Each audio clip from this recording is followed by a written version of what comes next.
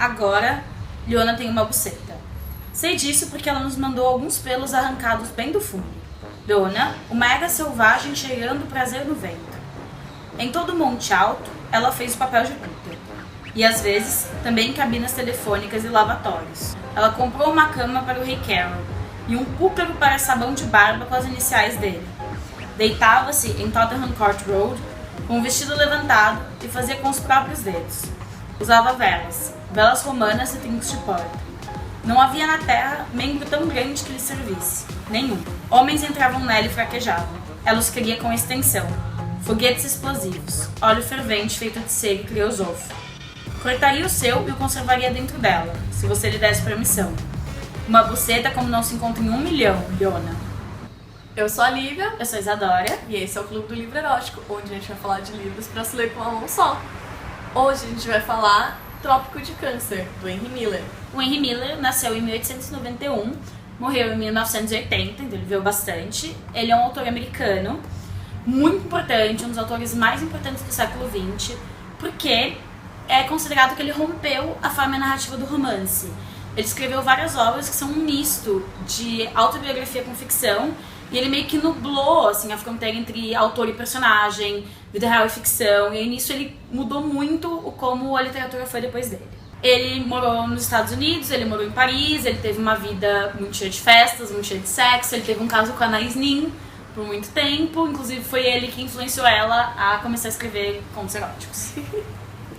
Trópico de Câncer, especificamente, foi publicado em 1934, na França, mas ele ficou proibido nos Estados Unidos durante muitos anos. A publicação dele só foi liberada em 1961, e ainda assim ele foi julgado por obscenidade, e só em 1964 foi realmente permitido que não é um livro obsceno, não pode publicar e tal. Essa edição que a gente está lendo é a edição americana, a gente está sem a edição em português aqui para mostrar para vocês, mas procurem, é que a gente ia pegar na biblioteca, mas a biblioteca estava fechada no período em que a gente foi ler. O Trópico de Câncer segue a linha que a Isadora falou, é um livro que mistura autobiografia com ficção, então o personagem é o próprio Henry Miller, quando ele era jovem, morava em Paris, nos anos 20, mais ou menos, e o livro basicamente é isso.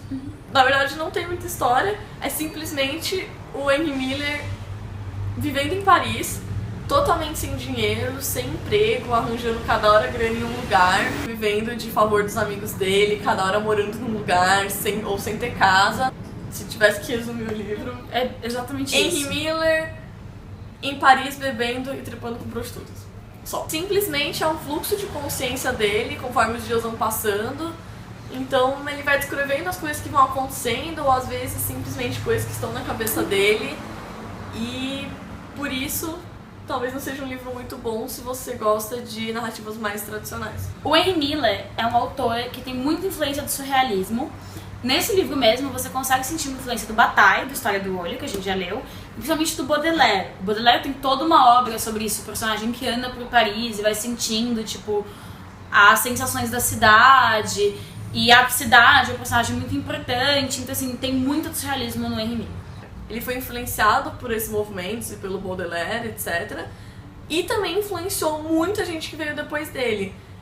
Inclusive autores que a gente já leu aqui, principalmente com o Pedro Juan Gutierrez e o Reinaldo Moraes. Então, O Animal Tropical e o Pornopopeia, que foram livros que a gente já leu no canal, são livros em que você nota claramente a influência do Henry Miller. Como a gente leu depois, eu fui lendo e pensando, nossa, foi daqui que eles tiraram. Você nota muito, obviamente, assim, que eles se inspiraram aqui, sabe? No Animal Tropical, essa coisa da cidade, de descrever as coisas junto com a vida do personagem, de ser uma autobiografia misturada com ficção, da cidade, do país, serem personagens também da história. E no Pornopopeia, a coisa da linguagem, porque apesar do Pornopopeia ter uma história um pouco mais desenvolvida do que o Trópico de Câncer, o mais importante do livro e, enfim, o que mais te impacta é a linguagem do Reinaldo Moraes, que é uma linguagem que faz muitas brincadeiras, te envolve muito forte, e é o que acontece aqui. Só que justamente por isso, o Trópico de Câncer é um livro que não recomenda você ler na língua original se você não for fluente em inglês, porque Isso torna o livro bem complicado. A linguagem, ela é muito poética, ela tem vários jogos de palavras, ela tem várias gírias, ela tem gírias muito específicas da época. Assim, ela era uma linguagem moderna para a época em que o livro foi escrito. E para 34, esse livro tem uma linguagem muito moderna. Só que uma linguagem moderna para 1934 já é uma linguagem antiga pra gente que tá em 2016. Uma coisa que me incomodou um pouco no livro, mas enfim, devia ser a realidade do Henry Miller mesmo, é que as mulheres na narrativa, elas aparecem só pra sexo. Não, quase não tem. Tem algumas amigas dele que aparecem um pouco no começo, mas bem pouco. Todas as outras mulheres que aparecem são mulheres com quem eles trepam e elas são tratadas só assim. Tipo, putas, vadias, eles se referem a elas desse jeito, tipo, das trepadas. Então, isso me incomodou um pouco que não tem presenças femininas fortes nesse livro. Assim como no Animal Tropical, o sexo permeia a narrativa inteira, mas tem poucas cenas muito explícitas de sexo. Então assim, o tempo inteiro ele e os amigos dele ficam falando das trepadas, das mulheres que eles comeram, das prostitutas, ele fala muito da prostituição em Paris, mas as cenas efetivamente de sexo são poucas, assim. É um livro que não se atém muito aos fatos do que está acontecendo. O mais importante nesse livro são sempre as sensações do Henry Miller. Então ele não vai parar para você descrever todo um ato sexual, porque isso não importa para ele. Ele vai descrever que o que aquela mulher fez ele pensar, o que ela lembrou, os cheiros dela remetem ela a não sei o que. Tem muito do Proust nesse livro também, tipo, esse cheiro que me faz lembrar da história da minha infância, etc. A primeira metade é muito fragmentada, muito. É realmente só fluxo de pensamentos, coisas que ele vai lembrando, personagens que vão aparecendo. Do meio pro final, não. Você começa a entender um pouco mais, os episódios são mais compridos, você começa a conseguir relacionar os personagens, acompanhar, isso tá acontecendo agora na vida dele, entendi, isso é passado, isso é presente. Mas a primeira metade é muito confusa e isso fez com que eu não gostasse muito do livro. Eu demorei muito pra ler, nós duas lemos em inglês e eu tive bastante dificuldade com isso. Eu demorei um mês pra ler, fui lendo muito devagar, achei muito chato, muito arrastado. Eu acho que se eu tivesse lido em português eu teria aproveitado mais, então por isso eu recomendo ler em português. Ele é um livro de linguagem, é isso. Ele não é um livro que você lê pra acompanhar uma narrativa, ele é um livro que você lê pra apreciar um certo tipo de escrita. Eu gosto desse tipo de livro, assim, então eu gostei muito. Eu já tinha lido o Trópico de Capricórnio, então eu já sabia o que me esperava dele. Ainda assim foi um livro que eu fui lendo cortando, assim, eu li ele uns dias, eu parava, lia outro livro, voltava nele, porque ele é cansativo. Seguindo essa linha de fluxo de consciência, de uma literatura mais experimental, o nosso próximo livro vai ser... Mas o nosso próximo livro vai ser o Tudo Que Eu Pensei, Mas Não Falei, na noite passada. É um título que eu não consigo decorar de jeito nenhum. Mas eu também não. Toda vez que eu vou falar desse livro com a Lívia, eu falo aquele Tudo Que Eu Pensei, Mas blá blá blá. Da Ana P., que é, enfim, um pseudônimo de quem quer que tenha escrito esse livro.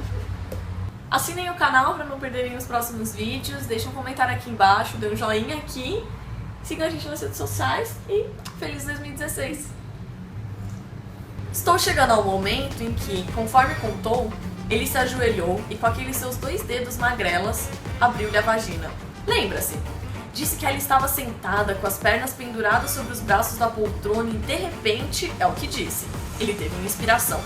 Foi depois de já lhe ter dado umas 2 trepadas, depois de ter largado aquela frasezinha a respeito de Matisse, ajoelha-se, perceba isto, com os 2 dedos, apenas as pontas dos dedos, veja bem, abre as pequenas pétalas, chip, chip, assim mesmo, um barulhinho pegajoso, quase inaudível, chip, chip. Santo Deus, fiquei ouvindo isso a noite inteira. E depois ele diz, como se aquilo não fosse bastante pra mim. Depois ele conta que enterrou a cabeça em seu regalo. E quando fez isso, que Cristo me ajude. Ela passou-lhe as pernas ao redor do pescoço e prendeu-o lá. Isso me liquidou. Imagine uma mulher fina e sensível como aquela, passando as pernas ao redor do pescoço dele. Há algo de venenoso nisso. É tão fantástico que parece convincente.